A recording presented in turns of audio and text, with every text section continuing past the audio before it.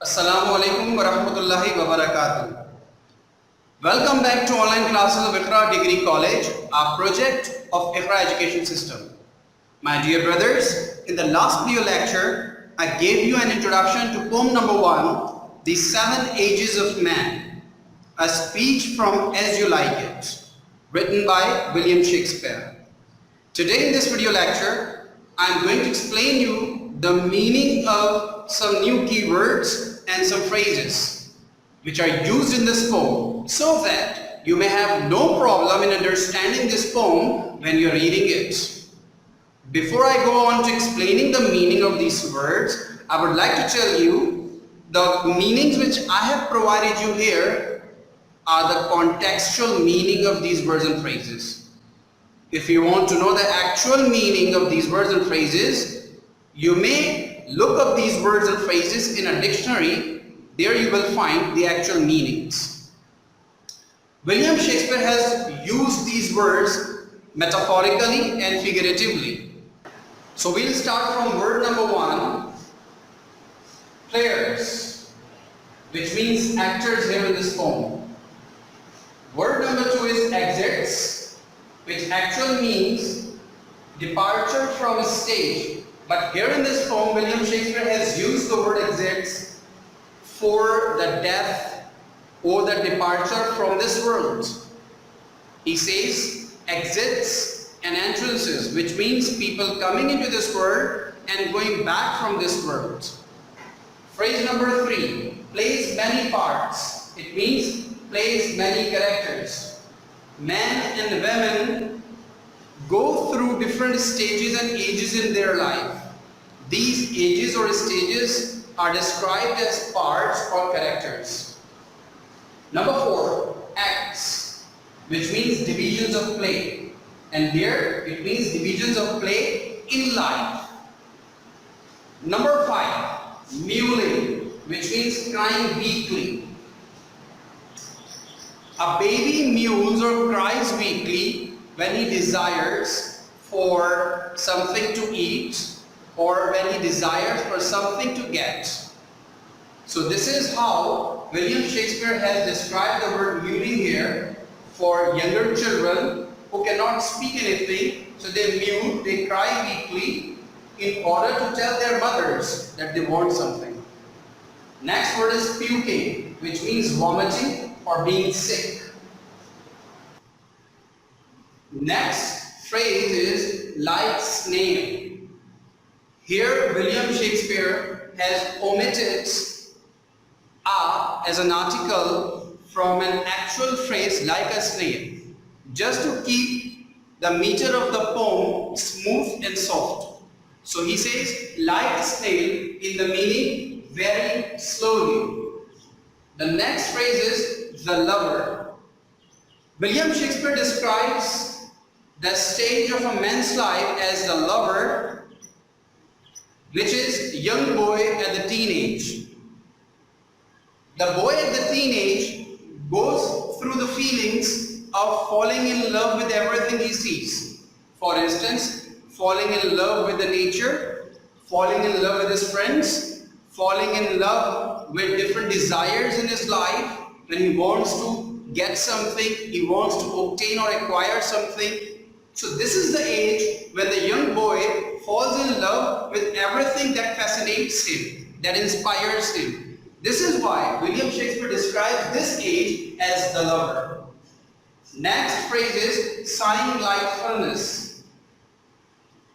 It may have a different meaning actually, but here in this poem, William Shakespeare describes this phrase, sighing like furnace, as desiring severely.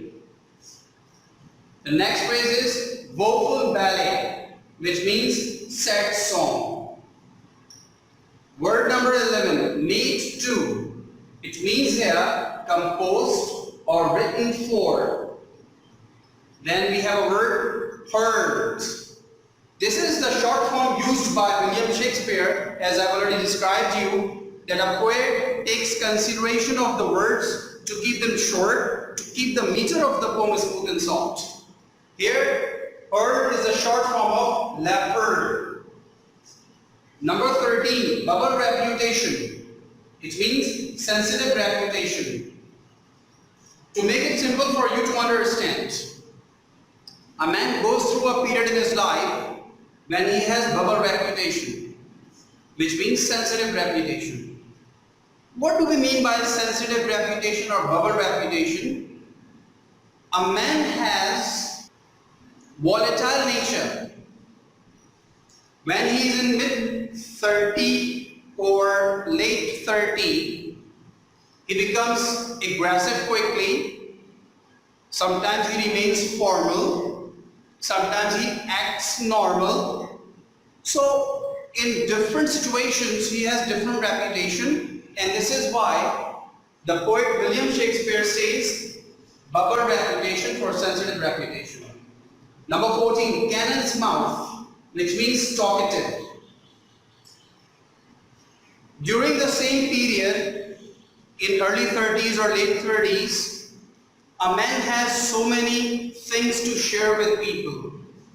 He becomes talkative in nature. He shares his experiences.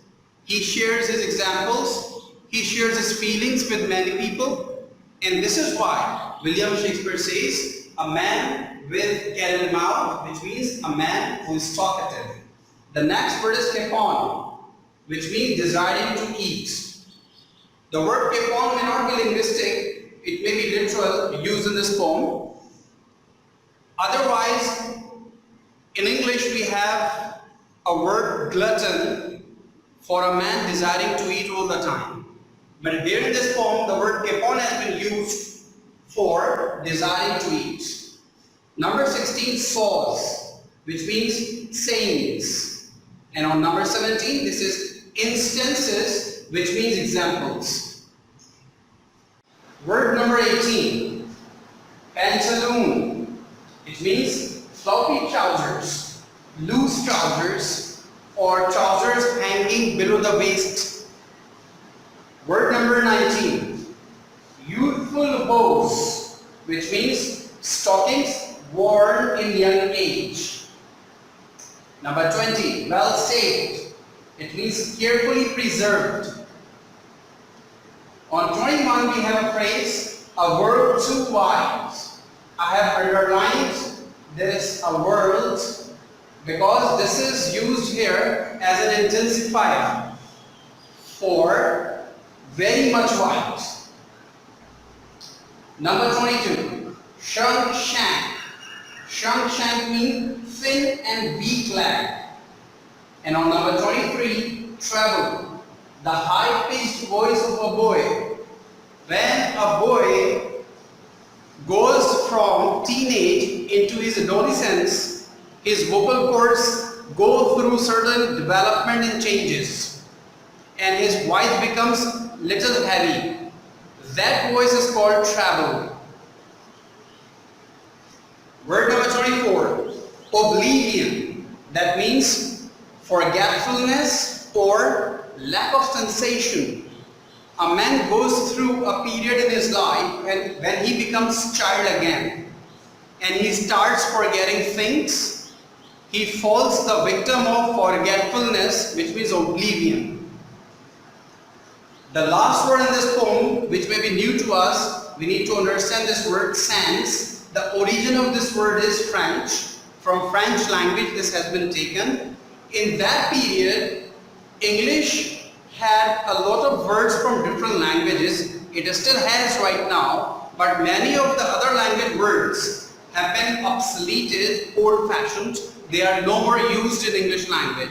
Sense is one of them. It is a preposition used as in the meaning of without. So my brothers, I hope that you have clearly understood these keywords and phrases along with their meanings.